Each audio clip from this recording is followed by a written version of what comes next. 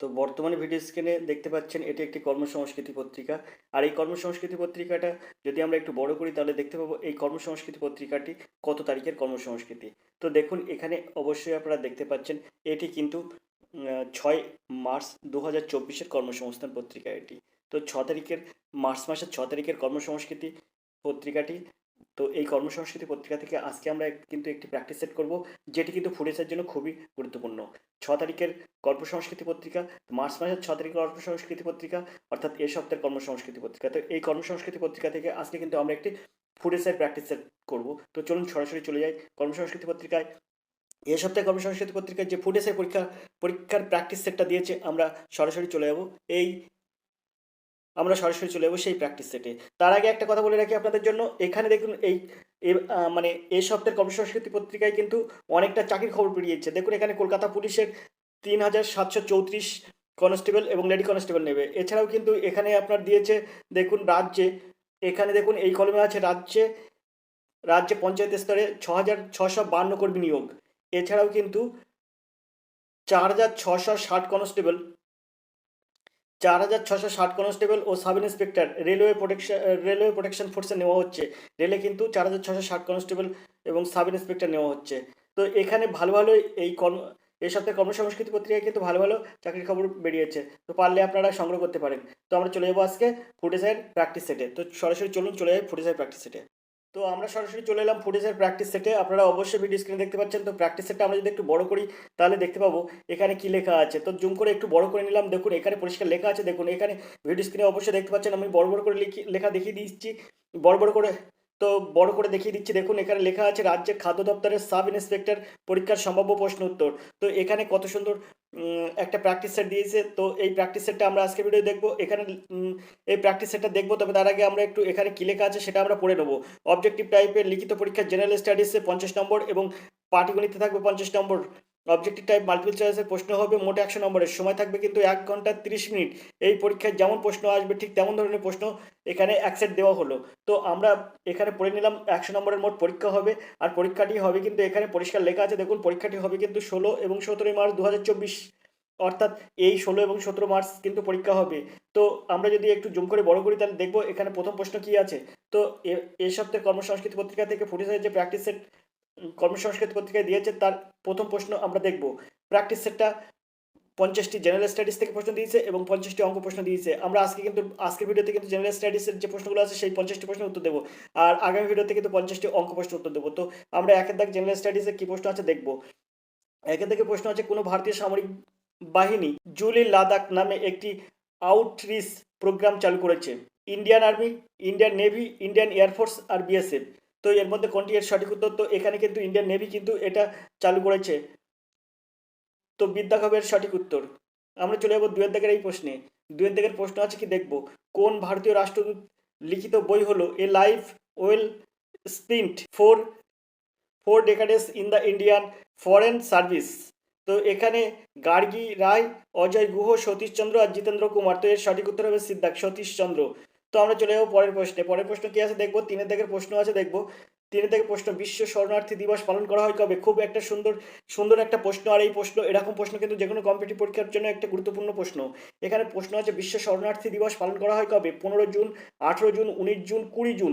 তো এখানে এর সঠিক উত্তর কী হবে। তো তিনের দাগের সঠিক উত্তর হবে কিন্তু 20 জুন, অর্থাৎ দ্বিদাগ হবে এর সঠিক উত্তর। বিশ্ব শরণার্থী দিবস 20 জুন কিন্তু পালন করা হয়। এবার আমরা চলে যাবো চার দাগের প্রশ্নে। চার দাগের প্রশ্ন আছে দেখুন চতুর্থ জাতীয় জল পুরস্কার এর সেরা রাজ্য বিভাগের প্রথম পুরস্কার জিতেছে কোন রাজ্য। মধ্যপ্রদেশ, গুজরাট, বিহার, মহারাষ্ট্র। তো এখানে চারিদিকে সঠিক উত্তর কী হবে। তো চারিদিকে সঠিক উত্তর হবে কিন্তু এর দাগ মধ্যপ্রদেশ। চলে যাবো আমরা পাঁচের দাগের প্রশ্নে। পাঁচের দাগের প্রশ্ন আছে দেখুন লেবাননকে হারিয়ে 2023 এর ইন্টার কন্টিনেন্টাল কাপ জিতলো কোন দেশ। নেপাল, থাইল্যান্ড, সিঙ্গাপুর আর ভারত। তো এখানে পাঁচের দাগের সঠিক উত্তর কী হবে।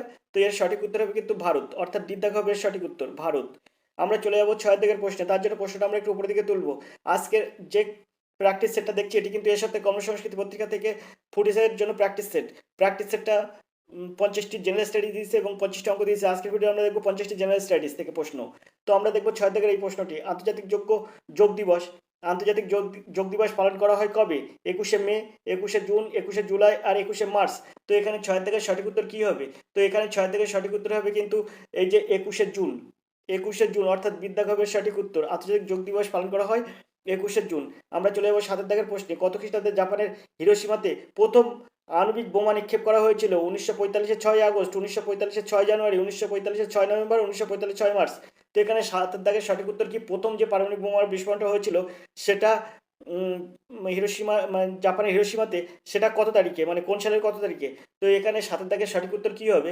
তো এর সঠিক উত্তর হবে কিন্তু 1945 6 আগস্ট, 1945 সালের 6 আগস্ট। এর দাগ হবে সঠিক উত্তর। চলে যাবো 8 দাগের প্রশ্নে। 8 দাগের প্রশ্ন আছে দেখুন, রাজতরঙ্গিনী কার রচনা? বিলহন, কালিদাস, কলহন আর ভাস। তো এখানে 8 দাগের সঠিক উত্তর কী হবে? তো 8 দাগের সঠিক উত্তর হবে কিন্তু এই যে রাজতরঙ্গিনী, এর রচয়িতা কিন্তু কলহন। কলহন কিন্তু রাজতরঙ্গিনীর রচয়িতা। তো আমরা চলে যাবো 9 দাগের এই প্রশ্নে। তো 9 দাগের প্রশ্নটা আমরা দেখবো। তো 9 দাগের প্রশ্ন দেখবো, তার জন্য প্রশ্ন আমরা উপর দিকে তুলবো। তো 9 দাগের প্রশ্ন আছে দেখুন, মহাবীর কত বছর বয়সে দেহত্যাগ করেন? 80 বছর, 72 বছর, 86 বছর, 82 বছর। তো এখানে মহাবীর কত বছর বয়সে দেহত্যাগ করেন? তো এখানে 9 দাগের সঠিক উত্তর হয়ে যাবে কিন্তু বিদ্যাগ, অর্থাৎ 72 বছর বয়সে কিন্তু মহাবীর দেহত্যাগ করেন। আমরা চলে যাবো 10 দাগের এই প্রশ্নে। মাছ ধরবার বড়শি কোন যুগের সাংস্কৃতিক বৈশিষ্ট্য? নব্য প্রস্তর যুগে, তাম্র প্রস্তর যুগে, পুরাতন প্রস্তর যুগে, মধ্য প্রস্তর যুগে। সুন্দর প্রশ্ন এবং খুব ইম্পর্টেন্ট একটা প্রশ্ন। মাছ ধরার বড়শি কোন যুগের সাংস্কৃতিক বৈশিষ্ট্য? তো এখানে 10 দাগের সঠিক উত্তর কী হবে? তো এর সঠিক উত্তর হবে কিন্তু মধ্য প্রস্তর যুগে, অর্থাৎ বিদ্যাগ হবে সঠিক উত্তর, মধ্য প্রস্তর যুগে। আমরা চলে যাব 11 দাগের প্রশ্নে। আদিনাথ চন্দ্রগৌড়কে কে দীপঙ্কর শ্রীজ্ঞান উপাধিতে ভূষিত করেন? জয় সিংহ। বির অপশানে আছে আচার্য শিলরক্ষিত, সির অপশানে আছে জয়পাল আর ডির অপশানে আছে বিষ্ণু শর্মা। তো এখানে 11 দাগের সঠিক উত্তর কী হবে? তো এখানে 11 দাগের সঠিক উত্তর হয়ে যাবে কিন্তু বিদ্যাগ, অর্থাৎ আচার্য শিলরক্ষিত। চলে যাবো আমরা 12 দাগের প্রশ্ন। তো 12 দাগের প্রশ্নটা আমরা একটু উপরের দিকে তুলবো।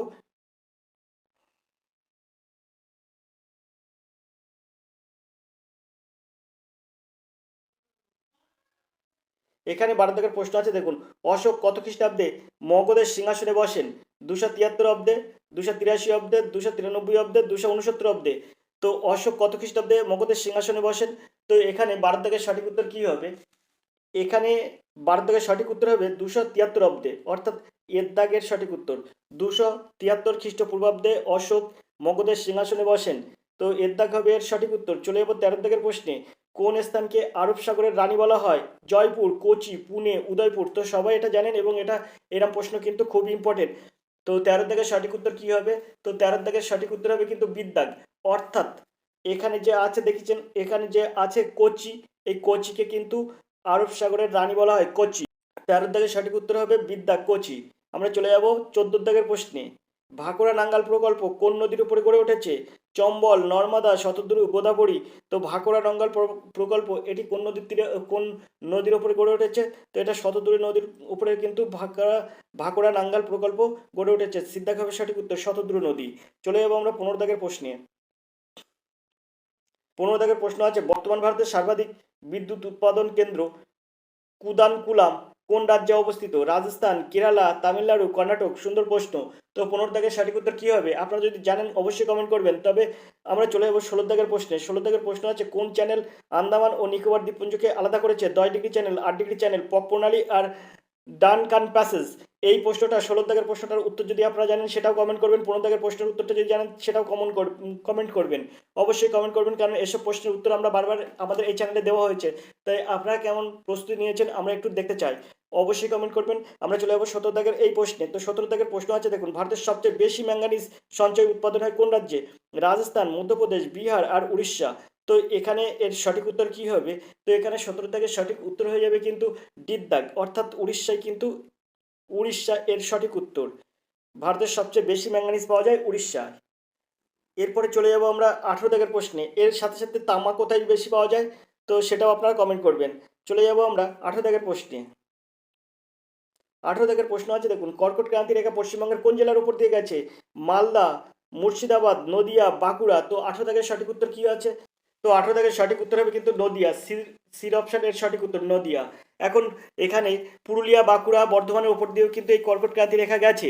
পুরুলিয়া, বাঁকুড়া, বর্ধমান এই 3টি জেলার ওপর দিয়েও কিন্তু এই কর্কটক্রান্তি রেখা গেছে।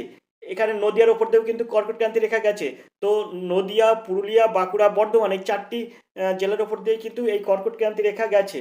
কিন্তু এখানে যেহেতু অপশানে আছে নদিয়া, তাই নদিয়ার ওপর দিয়ে কর্কটক্রান্তি রেখা গেছে। এখন এখানে বাঁকুড়া যেহেতু দেওয়া আছে, তো এর উত্তর বাঁকুড়াও হয়। যদি নদিয়া না দেওয়া থাকতো সেক্ষেত্রে বাঁকুড়া হবে, কিন্তু এই মালদা, মুর্শিদাবাদ এটা কিন্তু হবে না। তো আমরা চলে যাবো 19 দাগের প্রশ্নে। আর যদি নদিয়া, বাঁকুড়া এরকম দেওয়া থাকে, দুটোর মধ্যে নদিয়া আপনারা সিলেক্ট করবেন। তো আমরা চলে যাবো 19 দাগের প্রশ্নে। বাতাস কোন ধরনের পদার্থ? মিশ্র পদার্থ, মৌলিক পদার্থ, যৌগিক পদার্থ, কোনটি নয়। তো আপনারা সেই ক্লাস 4 থেকে আপনারা পড়ে আসছেন কিন্তু মানে বায়ু একটি মিশ্র পদার্থ, এটা কিন্তু আপনারা সেই ক্লাস 4 থেকে পড়ে আসছেন। তো এখানে বাতাস হবে কিন্তু এর দাগের সঠিক উত্তর। বাতাস একটি মিশ্র পদার্থ, এর দাগ হবে সঠিক উত্তর। চলে যাবো 20 দাগের প্রশ্নে। অসম্পৃক্ত দ্রবণকে কিভাবে সম্পৃক্ত দ্রবণে পরিণত করা যায়? অসম্পৃক্ত দ্রবণকে কিভাবে সম্পৃক্ত দ্রবণে পরিণত করা যায়, এর সঠিক উত্তর কি হবে? তো 20 দাগের সঠিক উত্তর অপশনগুলো দেখবো, তারপর আমরা সঠিক উত্তরটা নির্ণয় করব। প্রশ্নটা ভালো করে দেখবেন, অসম্পৃক্ত দ্রবণকে কিভাবে সম্পৃক্ত দ্রবণে পরিণত করা যায়। তো 20 দাগের অপশনগুলো আছে কিন্তু এখানে 20 দাগের অপশন আছে দেখুন। আরও দ্রবণ যোগ করে, দ্রাবক যোগ করে, দ্রাব্য যোগ করে, জল মিশিয়ে। তো অসম্পৃক্ত দ্রবণকে কিভাবে সম্পৃক্ত দ্রবণে পরিণত করা যায়? তো এখানে আপনারা সবসময় মনে রাখবেন যে কোনো কিছু দ্রাব্য যোগ করে কিন্তু অসম্পৃক্ত দ্রবণকে সম্পৃক্ত করা যায়, অর্থাৎ সিদ্ধাক হবে এর সঠিক উত্তর, দ্রাব্য যোগ করে। চলে যাবো আমরা 21 দাগের প্রশ্নে। 21 দাগের প্রশ্ন আছে, নিচের কোনটি সর্বজনীন দ্রাবক রূপে পরিচিত? ইথার, জল, ক্লোরোফর্ম, বেনজিন। তো এখানে আপনারা এই প্রশ্নের উত্তর আপনারা সবাই জানেন আমি মনে করি। তো নিচের কোনটি সর্বজনীন দ্রাবক রূপে পরিচিত? তো জল কিন্তু এর সঠিক উত্তর। আমরা চলে যাবো 22 দাগের প্রশ্নে। 22 দাগের প্রশ্ন কি আছে দেখবো। 22 দাগের প্রশ্ন আছে 22 দাগের প্রশ্ন কি আছে 22 দাগের প্রশ্ন আছে দেখুন। আগুন নেভানোর জন্য কোন গ্যাস ব্যবহার করা হয়? Oxygen, carbon dioxide, nitrogen, carbon monoxide. তো আপনারা সবসময় মনে রাখবেন কার্বন ডাইঅক্সাইড, যেটা বাতাস নেভানোর জন্য সবচেয়ে বেশি প্রয়োজন হচ্ছে বাতাস নেভানোর জন্য কার্বন ডাইঅক্সাইড। তো এখানে 22 দাগের সঠিক উত্তর কি হবে? তো এখানে 22 দাগের সঠিক উত্তর হবে কিন্তু কার্বন ডাইঅক্সাইড, অর্থাৎ বিদ্যাগ হবে সঠিক উত্তর। সবসময় মনে রাখবেন যে বিভিন্ন অফিসে দেখবেন একটা করে ট্যাঙ্ক থাকে, সেটা কার্বন ডাইঅক্সাইড ট্যাঙ্ক থাকে, যাতে কোনো মানে দুর্ঘটনা, যদি আগুন লেগে যায়, কোনো দুর্ঘটনায় আগুন লেগে যায়, তাহলে ওই গ্যাস যখন ছাড়া হয় তখন মানে আগুনটাকে কিন্তু নেভাতে সাহায্য করে। তো কার্বন ডাইঅক্সাইড এখানে এর সঠিক উত্তর। আমরা চলে যাবো 23 দাগের প্রশ্নে। বায়ু দূষণের সঙ্গে নিচের কোন রোগগুলি সম্পর্কিত? Malaria, cholera, typhoid, tetanus, arthritis আর ডায়াবেটিস, হেপাটাইটিস কুষ্ঠ, আর ব্রঙ্কাইটিস, এমফাইসেমা, অ্যাজমা। তো এখানে বায়ু দূষণের সঙ্গে নিচের কোন রোগগুলি সম্পর্কিত? তো এখানে 23 দাগের সঠিক উত্তর কী হবে? তবে তার আগে আপনাদের কিছু কথা বলে রাখি। এখানে বায়ুর সঙ্গে মিশে থাকে মানে বায়ুবাহিত রোগ আর কি, যেটা বলা হয় বায়ুবাহিত রোগ। তো এখানে বায়ুবাহিত রোগ দেখুন, ম্যালেরিয়া, কলেরা এসবগুলো তো বায়ুবাহিত রোগ হয় না। ম্যালেরিয়া বায়ুবাহিত রোগ হয় না। ম্যালেরিয়া কিন্তু আপনার মশায় কামড়ালে কিন্তু ম্যালেরিয়া হয়, টাইফয়েড হয়, এইগুলো হয়। আর কলেরাও কিন্তু মানে দূষিত খাবার খেলে কিন্তু কলেরাও হয়। তো এই এর দাগ কিন্তু এর অপশন হবে না, কারণ ম্যালেরিয়া, টাইফয়েড এসব কিন্তু মশাবাহিত রোগ। তারপরে আপনার দেখুন টিটেনাস, আর্থাইটিস, ডায়াবেটিস, এটা কিন্তু আপনার ব্যাকটেরিয়াগত রোগ, এটা কিন্তু বায়ুবাহিত রোগ না। তো এটা এর দাগ হবে না, বিদ্যাগ হবে না। সিদ্ধাগ আছে ডায়াবেটিস, হেপাটাইটিস, কুষ্ঠ, এটাও কিন্তু হবে না, এটাও কিন্তু বায়ুবাহিত রোগ হয় না। ব্রোঙ্কাইটিস, অ্যাজমা এটা কিন্তু বায়ুবাহিত রোগ একটি। তো আর এই রোগগুলোর নাম আপনারা অবশ্যই জানেন, ব্রঙ্কাইটিস আর এমফাইসেমা। তো এখানে দিদ্দাগ হবে সঠিক উত্তর। ব্রঙ্কাইটিস, এমফাইসেমা, অ্যাজমা এগুলো কিন্তু বায়ুবাহিত রোগ। আমরা চলে যাবো 24 দাগের প্রশ্নে। 24 দাগের প্রশ্ন কি আছে দেখবো। তো 24 দাগের প্রশ্ন আছে দেখুন। ব্যাকটেরিয়া কে আবিষ্কার করেন? লিউয়েনহক, রবার্ট ব্রাউন, গ্যালিলিও আর বেলারুস। তো আমি এই প্রশ্নটাই কিন্তু আমি আগের একটা প্র্যাকটিস সেটে আপনাদের করে দিয়েছি। তো এখানে এই প্রশ্নের সঠিক উত্তর কি হবে? তো এখানে কিন্তু ব্যাকটেরিয়া আবিষ্কারক কিন্তু লিউয়েনহুক, অর্থাৎ এর দাগ হবে সঠিক উত্তর, লিউয়েনহুক। আমরা চলে যাবো 25 দাগের প্রশ্নে। 25 দাগের প্রশ্ন আছে দেখুন। এসকারবি কোন ভিটামিনের অভাবে হয়? Vitamin C, vitamin B, vitamin A, vitamin K. তো এখানে দেখুন ভিটামিন সির অভাবে হয় এসকারবি রোগ, ভিটামিন সি এর অভাবে এসকারবি রোগ। আর এই যে বির অপশানে আছে ভিটামিন বির অভাবে হয় কিন্তু বেরি রোগ। আর ভিটামিন এর অভাবে হয় কিন্তু রাতকানা রোগ। আর ভিটামিন কে এর অভাবে হয় কিন্তু রক্তদঞ্জনিত রোগ। তো আমরা চলে যাবো 26 দাগের প্রশ্নে। 26 দাগের প্রশ্ন আছে দেখুন, ম্যাঙ্গানিজের সঙ্গে তামা ও নিকেল মিশিয়ে কি তৈরি হয়? খুব সুন্দর একটা প্রশ্ন। এবং তামা নিকেল মিশিয়ে যদি কোনো ধাতু তৈরি হয় তাহলে সেটা কিন্তু ধাতু কল্প হয়। দুটো ধাতুর মিশ্রণে ধাতু কল্প, বা একের অধিক ধাতু মিশ্রিত হয়ে কিন্তু ধাতু কল্প তৈরি হয়। তো এখানে 26 দাগের সঠিক উত্তর কী হবে? ম্যাঙ্গানিজের সঙ্গে তামা আর নিকেল মেশাবো। ম্যাঙ্গানিজের সঙ্গে তামা নিকেল মেশালে কি উৎপন্ন হয়? তো পিতল, ব্রোঞ্জ, রূপো, গ্রাফাইট। তো ম্যাঙ্গানিজ সঙ্গে তামা আর নিকেল এই তিনটি ধাতুর কোন ধাতুকল্পের উপাদান? তো এখানে কিন্তু ব্রোঞ্জের উপাদান কিন্তু এই ম্যাঙ্গানিজ, তামা, নিকেল। ম্যাঙ্গানিজের সংকেত কি আপনারা অবশ্যই জানেন, Mn, এটা কিন্তু ম্যাঙ্গানিজের সংকেত। তামার সংকেত কিন্তু Cu, আর নিকেলের সংকেত কিন্তু Ni। তো এই তিনটি ধাতু মিশিয়ে কিন্তু ব্রোঞ্জ তৈরি হয়, আর ব্রোঞ্জ হচ্ছে একটি ধাতুকল্প। আমরা চলে যাব 27 দাগের প্রশ্নে। 27 দাগের প্রশ্ন কি আছে দেখব। 27 দাগের যে প্রশ্নটা আমরা দেখবো সেটা হচ্ছে, কোন শিল্পে ম্যাঙ্গানিজ ব্যবহার বেশি হয়? জাহাজ শিল্পে, স্বর্ণ শিল্পে, সিমেন্ট শিল্পে, ইস্পাত শিল্পে। তো ম্যাঙ্গানিজ বেশি ব্যবহার হয় কোন শিল্পে? তো এখানে 27 দাগের সঠিক উত্তর কী হবে? তো ইস্পাত শিল্পে কিন্তু ম্যাঙ্গানিজ সবচেয়ে বেশি ব্যবহার করা হয়। ডিড দাগ হবে সঠিক উত্তর। চলে যাবো 28 দাগের প্রশ্নে। কালো রঙের আকরিক লোহার নাম কি? Magnetite, manganese, gypsum, cobalt. তো এখানে 28 দাগের সঠিক উত্তর কী হবে? তো কালো রঙের আকরিক লোহার নাম হচ্ছে কোবাল্ট। কালো রঙের আকরিক লোহার নাম হচ্ছে কোবাল্ট। ডিড দাগ হবে সঠিক উত্তর। চলে যাবো 29 দাগের প্রশ্নে। হোয়াইট কোল বা সাদা কয়লা কোন শক্তিকে বলে?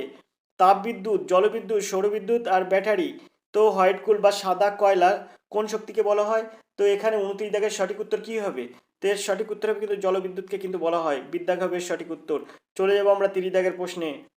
30 দাগের প্রশ্ন কি আছে? 30 দাগের প্রশ্ন আছে, গ্রাফাইট অভ্র কি ধরনের খনিজ? মিশ্র, ধাতব, অধাতব, কোনোটি নয়। তো এখানে 30 দাগের সঠিক উত্তর কি হবে? তো 30 দাগের সঠিক উত্তর হবে কিন্তু গ্রাফাইট একটি অধাতব। অধাতব। অভ্র, গ্রাফাইট, অভ্র এটা কি ধরনের খনিজ? তো এটি একটি কিন্তু অধাতব খনিজ। তো আমরা এবার চলে যাবো 31 দাগের প্রশ্নে। তারপিন তেল কোন গাছ থেকে পাওয়া যায়? এই তারপিন তেল পাওয়া যায় কিন্তু শাল গাছ, পাম গাছ, বাদাম গাছ, পাইন গাছ। তো এর সঠিক উত্তর হবে কিন্তু ডিড দাগ, পাইন গাছ থেকে কিন্তু তারপিন তেল পাওয়া যায়। আর এই তারপিন তেল কী কাজে ব্যবহার করা হয়? তারপিন তেল কিন্তু জীবাণুনাশক রূপে ব্যবহার করা হয়, বা ব্যাকটেরিয়াজনিত ব্যাকটেরিয়া নাশক রূপে কাজ করা হয় কিন্তু তারপিন তেল। তারপিন তেল কিন্তু ব্যাকটেরিয়া নাশক হিসেবে কাজ করে, আর এটা কিন্তু পাওয়া যায় পাইন গাছ থেকে। আমরা চলে যাবো 32 দাগের প্রশ্নে। কোন গাছ থেকে রজন প্রস্তুতি হয়? শিরীষ, শাল, মেহগনি, পাইন। তো এটা কিন্তু এর সঠিক উত্তর হবে কিন্তু পাইন। পাইন গাছ থেকে কিন্তু রজন প্রস্তুত করা হয়। চলে যাবো আমরা 33 দাগের এই প্রশ্নে। 33 দাগের প্রশ্ন আছে, প্লাঙ্কটন কয় প্রকার দেখা যায়? 1 প্রকার, 2 প্রকার, 3 প্রকার, কোনোটি নয়। তো এখানে 33 দাগের সঠিক উত্তর কী হবে? তো এখানে 33 দাগের সঠিক উত্তর হবে কিন্তু বিদ্যাগ, 2 প্রকার। প্লাঙ্কটন কয় প্রকার দেখা যায়? 2 প্রকার। বিদ্যাগ হবে এর সঠিক উত্তর। চলে যাবো আমরা 34 দাগের প্রশ্নে। 34 দাগের একটা প্রশ্ন আছে দেখুন, সুন্দর একটি প্রশ্ন। বাতাসের গতিবেগ মাপার যন্ত্রের নাম কি? বাতাসের গতিবেগ মাপার যন্ত্রের নাম কি? ব্যারোমিটার, থার্মোমিটার, ল্যাকোমিটার আর এনিমোমিটার। তো এখানে 34 দাগের সঠিক উত্তর কী হবে? তো বাতাসের গতিবেগ মাপার যন্ত্রের নাম আমি বারবার করে আপনাদের বলেই দিয়েছি আমি যে এইসব প্রশ্নের উত্তর কী হবে। যারা আমার প্র্যাকটিস সেটগুলো দেখেন তারা কিন্তু অবশ্যই জানেন বাতাসের গতিবেগ মাপার যন্ত্রের নাম কি। তো এখানে 34 দাগের সঠিক উত্তর কী হবে? তো 34 দাগের সঠিক উত্তর হয়ে যাবে কিন্তু বাতাসের গতিবেগ মাপা হয় কিন্তু অ্যানিমোমিটারের সাহায্যে, অর্থাৎ ডিড দাগ হবে সঠিক উত্তর, অ্যানিমোমিটারের সাহায্যে। চলে যাবো আমরা 35 দাগের প্রশ্নে। তাহলে প্রশ্নটা আমরা দেখব। তো প্রশ্নটা আমরা এবার তো 35 দাগের প্রশ্ন আমরা দেখবো এবার। এখানে প্রশ্ন আছে দেখুন, 35 দাগের প্রশ্ন আছে, ভূমিকম্পের কোন তরঙ্গ সবচেয়ে শক্তিশালী? পি তরঙ্গ, টি তরঙ্গ, এ তরঙ্গ আর কোনোটি নয়। তো ভূমিকম্পের কোন তরঙ্গ সবচেয়ে শক্তিশালী? তো এখানে 35 দাগের সঠিক উত্তর হবে কিন্তু এর দাগ, পি তরঙ্গ কিন্তু ভূমিকম্পের কোন তরঙ্গ সবচেয়ে শক্তিশালী? পি তরঙ্গ। এর দাগ হবে এর সঠিক উত্তর। আমরা চলে যাবো 36 দাগের প্রশ্নে। 36 দাগের প্রশ্ন কি আছে আমরা দেখব। দিল্লির প্রথম মহিলা শাসককে? রাজিয়া, নূরজাহান, বানু বেগম, মাহম আনসারি। তো এর সঠিক উত্তর হবে কিন্তু রাজিয়া। রাজিয়া কিন্তু দিল্লির প্রথম মহিলা শাসক। এর দাগ হবে এর সঠিক উত্তর। তো আমরা চলে যাবো 37 দাগের প্রশ্নে। 37 দাগের প্রশ্নটা দেখবো, তবে তার আগে প্রশ্ন একটু উপরের দিকে তুলবো। তো 37 দাগের প্রশ্ন যেটা আছে সেটা খুব সুন্দর একটা প্রশ্ন দেখুন, ভারতীয় বিপ্লববাদের জনক কাকে বলা হয়? ভগ্নী নিবেদিতাকে, অ্যানি বেসান্তকে, ম্যাডাম কামাকে আর ওকাকুরাকে। তো এখানে ভারতীয় বিপ্লববাদের জনক কাকে বলা হয়? তো এখানে 37 দাগের সঠিক উত্তর কী হবে? তো আপনারা সবাই জানেন এই প্রশ্নের সঠিক উত্তর কী হবে। তো ম্যাডাম কামাকে কিন্তু ভারতীয় বিপ্লবীবাদের জনক বলা হয়, ম্যাডাম কামাকে, অর্থাৎ সিদ্ধাক হবে এর সঠিক উত্তর। 37 দাগের সঠিক উত্তর হবে কিন্তু সিদ্ধাক। আমরা চলে যাব 38 দাগের প্রশ্নে। ভারতের ম্যানচেস্টার বলা হয় কাকে? আহমেদাবাদকে, নাগপুরকে, সুরাটকে, মুম্বাইকে। তো অবশ্যই আপনারা জানেন ভারতের ম্যানচেস্টার কাকে বলা হয়। এর দাগ হবে সঠিক উত্তর, আহমেদাবাদকে কিন্তু ভারতের ম্যানচেস্টার বলা হয়। চলে যাব আমরা 39 দাগের প্রশ্নে। 39 দাগের প্রশ্ন। 39 দাগের প্রশ্ন কি আছে? 39 দাগের প্রশ্ন আছে দেখুন, ম্যানগ্রোভ অরণ্য পশ্চিমবঙ্গের কোন জেলায় দেখা যায়? উত্তর দিনাজপুর, দার্জিলিং, জলপাইগুড়ি, দক্ষিণ 24 পরগনা। তো 39 দাগের সঠিক উত্তর কি হবে? তো এখানে 39 দাগের সঠিক উত্তর হয়ে যাবে কিন্তু দিকদাগ। দক্ষিণ 24 পরগনায় কিন্তু ম্যানগ্রোভ অরণ্য পশ্চিমবঙ্গের কোন জেলায় দেখা যায়? তো এই দক্ষিণ 24 পরগনায় কিন্তু ম্যানগ্রোভ অরণ্য দেখা যায়। আমরা চলে যাব 40 দাগের প্রশ্নে। 40 দাগের প্রশ্ন আছে, western blot test, western blood test কোন অসুখের কনফার্মেটিভ টেস্ট? এটা কিন্তু ব্লাড মানে রক্ত পরীক্ষা। তো আমরা এটাকে কি, এইটার সঠিক, এটার অপশান আছে দেখুন, ম্যালিগন্যান্ট ম্যালেরিয়া, ক্যান্সার, ডায়াবেটিস আর এডস। তো এখানে 40 দাগের সঠিক উত্তর কী হবে? তো এর সঠিক উত্তর হবে কিন্তু ডি দাগ। এই এডস রোগে কিন্তু, এডস রোগের মানে আপনার এডস রোগের চিকিৎসার জন্য আপনি রক্ত পরীক্ষা করবেন, তো এইটার নাম হয়ে যাবে western blood test. Western blood টেস্টের দ্বারা কিন্তু আপনার এই এডস রোগের মানে এডস রোগ হয়েছে কিনা তা জানতে হয় এই রক্ত পরীক্ষার দ্বারা, ওয়েস্টার্ন ব্লাড টেস্ট দ্বারা কিন্তু জানা যায়। তো আমরা চলে যাব পরের প্রশ্নে। পরের প্রশ্ন কি আছে দেখব, সুন্দর সুন্দর প্রশ্ন আজকের প্র্যাকটিস সেটে। আর আজকের প্র্যাকটিস সেটটা খুবই গুরুত্বপূর্ণ যারা আগামী ফুড এসআই পরীক্ষা দেবেন, কারণ এই সপ্তাহের কর্মসংস্কৃতি পত্রিকা থেকে কিন্তু ফুড এসআই প্র্যাকটিস সেট আমরা কমপ্লিট করছি। ফুড এসআইয়ের জন্য এখানে এই সপ্তাহে কর্মসংস্কৃতি পত্রিকায় 100টা প্রশ্ন দিয়েছে, আমরা কিন্তু 50টি জেনারেল স্টাডিজ দেখছি আর 50টি অঙ্ক দেখছি। তো এর মধ্যে 50টি জেনারেল স্টাডিজ এখন দেখব, আর এবার পরবর্তী ভিডিও কিন্তু আমরা 50টি অঙ্ক প্রশ্নের সমাধান করব। এছাড়াও কিন্তু এ সপ্তাহের কর্মক্ষেত্র এবং কর্মসংস্থান দুটি পত্রিকায় কিন্তু আমার কাছে এসে পৌঁছাইছে। আমি আপনাদের প্রথমে কর্মসংস্কৃতি পত্রিকা দিচ্ছি, এরপরে কর্মক্ষেত্র দেবো, তারপর কর্মসংস্থান পত্রিকা আপনাদের কমপ্লিট করে দেবো। সবই কিন্তু ফুটেজের প্র্যাকটিস সেট আছে। তো আমরা এবার দেখবো 41 দাগের এই প্রশ্নে। তো 41 দাগের প্রশ্ন দেখবো। 41 দাগের প্রশ্ন আছে দেখুন। তো 41 দাগের প্রশ্ন কি আছে আমরা দেখব। তো 41 দাগের প্রশ্ন আছে, নিচের কোন গ্রুপের রক্ত সম্পন্ন ব্যক্তিকে সর্বাধিক দাতা বলা হয়? তার মানে সর্বাধিক দাতা কাকে বলা হয়? যে রক্ত গ্রুপ সবাইকে দান করতে পারে তাকে কিন্তু সার্বিক দাতা রক্তের গ্রুপ বলা হয়। তো এখানে 41 দাগের সঠিক উত্তর কি হবে? আর এরকম রক্তের গ্রুপ কোন গ্রুপকে বলা হয়? তো এখানে আছে, এর অপশানে আছে ও, বির অপশানে আছে এ, আর সির অপশানে আছে এ বি, আর বি হচ্ছে ডির অপশানে আছে বি। তো এখানে কিন্তু সার্বিক দাতা অর্থাৎ সবাইকে দান করতে পারে কিন্তু তিনি নিতে পারেন না, সেটা হচ্ছে ও। ও গ্রুপের রক্ত সবাইকে রক্ত দান করতে পারে কিন্তু কারোর কাছ থেকে নিতে পারে না। ও দান করতে পারে বলে, সবাইকে দান করতে পারে বলে দাতা বলা হয়, সার্বিক দাতা। কিন্তু এবিকে বলা হয় সার্বিক গ্রহিতা। এবি কারোকে দান করতে পারে না কিন্তু এবি গ্রুপের রক্ত নিতে পারে, এবি গ্রুপে নিতে পারে কিন্তু কাউকে দান করতে পারে না। কিন্তু এবি রক্ত গ্রুপকে বলা হয় রক্তের সার্বিক গ্রহিতা, অর্থাৎ সে গ্রহণ করতে পারে, সব গ্রুপের রক্ত গ্রহণ করতে পারে কিন্তু কাউকে দিতে পারে না। আর ও কি করতে পারে? ও সবাইকে দিতে পারে কিন্তু কারোর কাছ থেকে নিতে পারে না, তাই একে বলা হয় সার্বিক দাতা। তো আমরা চলে যাবো 42 দাগের প্রশ্নে। 42 দাগের প্রশ্ন হচ্ছে, একজন রোগীকে ডায়ালিসিস চিকিৎসা করা হয়, তার কি রোগ হয়েছে? তো ডায়ালিসিস হয় কোন রোগের জন্য? এখানে আছে হার্টের অসুখের জন্য। অবশ্যই হবে না, হার্টের অসুখের জন্য কিন্তু করা ইসিজি, কখনো ডায়ালিসিস করা হয় না। রক্তের অসুখ, রক্তের অসুখের জন্য করা হয় বিভিন্ন রকম টেস্ট, তো এটাও হবে না কিন্তু, বিদ্যাগ হবে না। সি ফুসফুসের অসুখ, ফুসফুসের অসুখ, আর এখানে আছে কিডনির অসুখ। তা কিডনির অসুখের জন্য কিন্তু ডায়ালিসিস করা হয়, ডায়ালিসিস করা হয় কিন্তু কিডনির অসুখের জন্য। তো আশা করি আপনারা বুঝতে পেরেছেন এবং ইতিমধ্যে আপনারা এসবগুলো জানেন। চলে যাবো আমরা পরের প্রশ্নে। 43 দাগের প্রশ্ন কি আছে দেখব। সুন্দর একটি প্রশ্ন আছে 43 দাগের প্রশ্ন। এখানে পরম শূন্য তাপমাত্রা বলতে কত তাপমাত্রাকে বোঝায়? তো এখানে আছে 273 degree C, 273 S H, 273 H, -273 degree C, আর ডির অপশন আছে -273 কে। তো এখানে পরম শূন্য তাপমাত্রা বলতে কোন তাপমাত্রাকে বোঝায়? তো সির অপশনের সঠিক উত্তর -273 ডিগ্রি সি কে কিন্তু পরম শূন্য তাপমাত্রা বলা হয়। ক্লাস 10-এর বইতে কিন্তু এটা ভালো করে দেওয়া আছে এবং সেখানে যারা মিস করে গেছেন তারা কিন্তু এসব প্রশ্ন উত্তর দিতে পারবেন। এখানে বেশি কিন্তু ক্লাস 10-এর ভৌতবিজ্ঞানের প্রশ্ন এখানে দেওয়া আছে। এর নিচের প্রশ্নটাও কিন্তু ক্লাস 10-এর বইতে ভৌতবিজ্ঞানে আছে। তো অনেক প্রশ্ন ক্লাস 10-এর ভৌতবিজ্ঞান থেকে দেওয়া হয়েছে। তো আমরা এবার চলে যাবো 44 দাগের প্রশ্ন। 44 দাগের প্রশ্নে কি আছে, নিচের পদার্থগুলির মধ্যে কোনটি ধাতুকল্প? হিরে, গ্রাফাইট, পারদ, আর্সেনিক। তো এর মধ্যে ধাতুকল্প কোনটি? তো সবসময় মনে রাখবেন ধাতুকল্প কাকে বলা হয়? একের অধিক ধাতু দিয়ে তৈরি হলে তাকে বলা হয় ধাতুকল্প। এখানে ধাতুকল্প কোনটি? এখানে হিরে হবে না ধাতুকল্প, এখানে গ্রাফাইট হবে না ধাতুকল্প, পারদ হবে না ধাতুকল্প, পারদও হবে না ধাতুকল্প। ধাতুকল্প হবে কি? আর্সেনিক। ডিদ্দাঘাবের সঠিক উত্তর, আর্সেনিক একটি ধাতুকল্প। তো ডিদ্দাঘাবের সঠিক উত্তর। চলে যাবো আমরা পরের প্রশ্নে, অর্থাৎ 46 দাগের প্রশ্নে। তার জন্য প্রশ্নটা একটু উপরের দিকে তুলবো। 46 এর প্রশ্ন আছে দেখুন, আইহোল প্রশস্তি কার রচনা, মানে কে রচনা করেন? এখানে লেখা আছে হরিসেন, রবিকীর্তি, বাণভট্ট, দ্বিতীয় পুলকেশী। তো আপনারা অবশ্যই জানেন এই প্রশ্নের সঠিক উত্তর কি হবে। তো 46 এর সঠিক উত্তর হয়ে যাবে কিন্তু রবি কীর্তির কিন্তু আইহোল প্রশস্তি, অর্থাৎ বিদ্যাঘাবের সঠিক উত্তর। চলে যাবো 47 দাগের প্রশ্নে। 47 দাগের প্রশ্ন আছে দেখুন, ভারতের জাতীয় কংগ্রেসের প্রথম সভাপতি কে ছিলেন? দাদাভাই নৌরোজি, সুরেন্দ্রনাথ ব্যানার্জি, উমেশ চন্দ্র ব্যানার্জি আর অ্যানার অক্টিভান হিউম। তো এখানে 47 দাগের সঠিক উত্তর কি হবে? এখানে সঠিক উত্তর হবে কিন্তু উমেশ চন্দ্র ব্যানার্জি, সিদ্ধাঘাবের সঠিক উত্তর। চলে যাবো আমরা পরের প্রশ্নে, 48 দাগের প্রশ্নে। তো 48 দাগের প্রশ্ন কি আছে?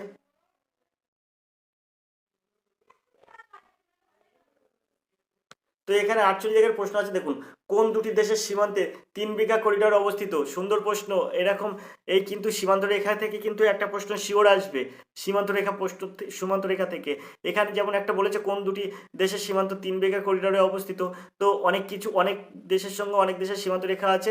তো আপনারা সেই সীমান্ত রেখাগুলো একটু দেখে নেবেন, যদি চান তাহলে অবশ্যই কমেন্ট করবেন, আমি তার পিডিএফটা দিতে পারি। তো সেখানে একটা পিডিএফের সব কিন্তু থেকে যাবে বিভিন্ন দেশের সঙ্গে, মানে তার সীমান্ত রেখাগুলি।